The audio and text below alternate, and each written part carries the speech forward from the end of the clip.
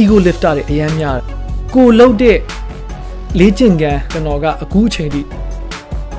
15နှစ်နီးပါကျွန်တော်နဲ့10နှစ်နီးပါလောက်ခင်တဲ့ညီလေးတယောက်ကကျွန်တော်ကိုဟိုတစ်ခါတော့မေးတယ်သူတငယ်ချင်းနေနဲ့တဲ့အလေးအတူတူသွားကစားတဲ့အချိန်ရောက်လို့ရှိရင်တဲ့ဥပမာဆိုကြပါစို့ chest press တွန်းတယ်သူတငယ်ချင်းတွေအားတဲ့အလေးအများကြီးတွေမနိုင်တယ်သူကြတော့တဲ့သူတငယ်ချင်းတွေလောက်အလေးအများကြီးမနိုင်ဘူး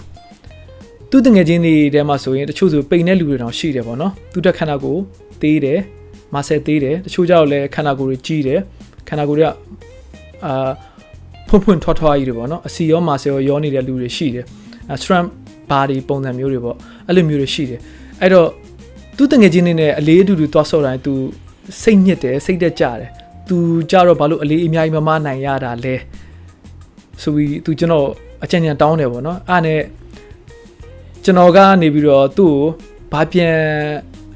မေးလိုက်လဲဆိုတော့မင်းအလေးကစားတဲ့ရည်ရွယ်ချက်ကဘာလဲ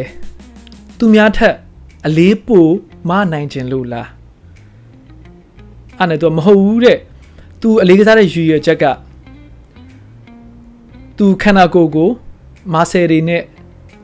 သူ့နေရာနဲ့သူအတီးတကျရှိပြီးတော့ခန္ဓာကိုယ်လှလှပပဖြစ်ခြင်းလို့ပြောရရင်ခန္ဓာကိုယ်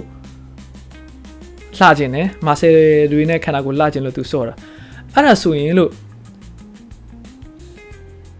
သူများကအလေးဘလောက်မနိုင်လဲဆိုတာကအရေးမကြီးဘူးလို့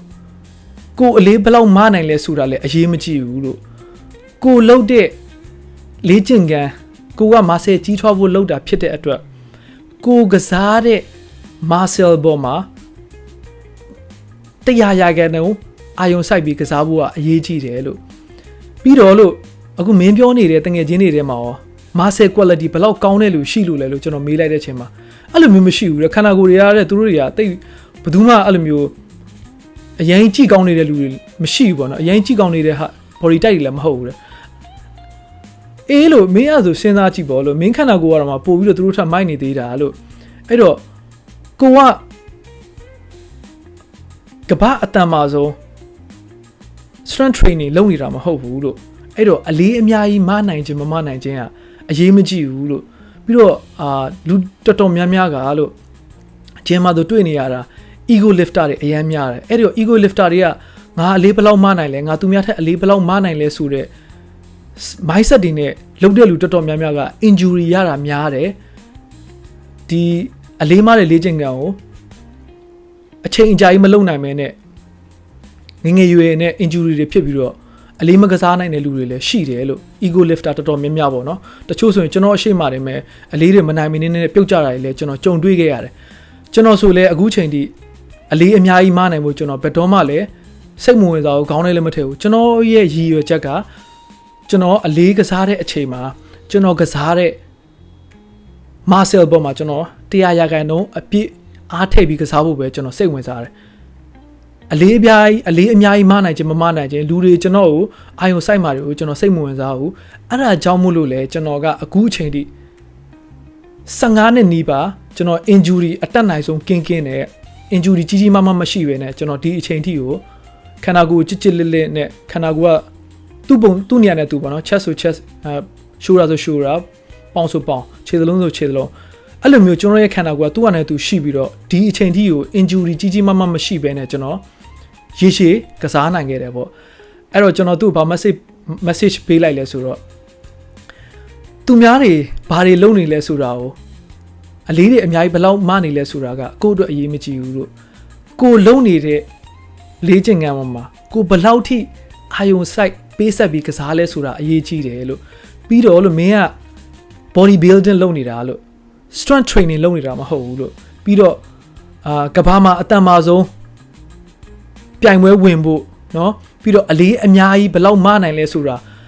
ပြိုင်ဖို့လုပ်နေတဲ့လူမဟုတ်ဘူးဆိုပြီးကျွန်တော်သူ့ကိုရှင်းပြလိုက်တဲ့အချိန်မှာသူတော်တော်လေးသဘောပေါက်သွားတယ်ပြီးတော့အလေးအများကြီးမနိုင်ခြင်းမနိုင်ခြင်းဆိုတာကတရက်နဲ့တော့မတူနိုင်ဘူးခင်ဗျပြီးတော့ဒီလူတစ်ယောက်ရဲ့ lifestyle ပြီးတော့သူစားပုံတောက်ပုံသူလုပ်ရတဲ့အလုပ်ပြီးတော့သူကစားတဲ့အချိန်မှာဒီလေ့ကျင့်ခန်းကို form မှန်နဲ့ဘ ယ်လိုမျိုး technique ကြကစားလဲဆိုတာလဲအများကြီးအရေးကြီးတယ်အလေးပို့ပြီးတိုးနိုင်ဖို့လဲဒီ form မှန်မှုတို့เนาะပြီးတော့ဒီလူတယောက်ရဲ့ lifestyle တို့သူစားတဲ့အစားအသောက်တွေအိတ်ချိန်တွေစသည်ဖြစ်ပေါ်များအဲ့ဒါတွေကလည်းအများကြီးအရေးကြီးတယ်ပေါ့အဲ့ဒါတွေကိုကျွန်တော်သူ့ကိုရှင်းပြလိုက်တဲ့အချိန်မှာသူသဘောပေါက်သွားပြီးတော့သူအားရှိသွားတယ်ပေါ့နော်အခုပြောမှပဲကျွန်တော်မြင်သွားတော့ရဆိုပြီးတော့ဖြစ်သွားတယ်အဲ့ဒီတော့ဒီဗီဒီယိုကြည့်နေတဲ့လူတွေထဲမှာလည်းဒီညီလေးလိုပဲသူများလောက်အလေးမမနိုင်ဘူးဆိုပြီးတော့ခံစားနေရတဲ့လူတွေလည်းရှိလိမ့်မှာပေါ့နော်အဲ့လိုမျိုးရှိလို့ရှိရင်ဒီဗီဒီယိုကိုအစဆုံးနားထောင်ပြီးတော့ကိုကဘာအတွက်လေ့ကျင့်ခန်းလုပ်နေတာလဲဆိုတော့ပြန်ပြီးတော့ကိုပြန်မေးပါနော်ကိုလုပ်တဲ့အရာက functional ဆိုလဲ functional နော်ကိုက strength training ဆိုလဲ strength training body building တိဆောက်တယ်ဆိုတော့ body building တိဆောက်တယ်ပေါ့အဲ့တော့ကိုကဘာကိုလုပ်နေတာလဲဘယ်ပန်းနိုင်ကိုတွားနေတာလဲဆိုတာကိုပြန်ပြီးတော့မေးပါဂျင်းမှာအလေးအများကြီးမနိုင်ခြင်းမမနိုင်ခြင်းကအရေးမကြီးဘူးသူများထက်အလေးပိုမနိုင်ခြင်းကလည်းအရေးမကြီးဘူးဆိုတာပြောရင်းနဲ့ကျွန်တော်ကဒီဗီဒီယိုကိုညီကုန်းချုပ်လိုက်ပါတယ်အားလုံးပဲ ego lifter ဘဝကနေကင်းလို့ကြပါစေလို့ဆုတောင်းပေးလိုက်ပါတယ်ကျေးဇူးတင်ပါတယ်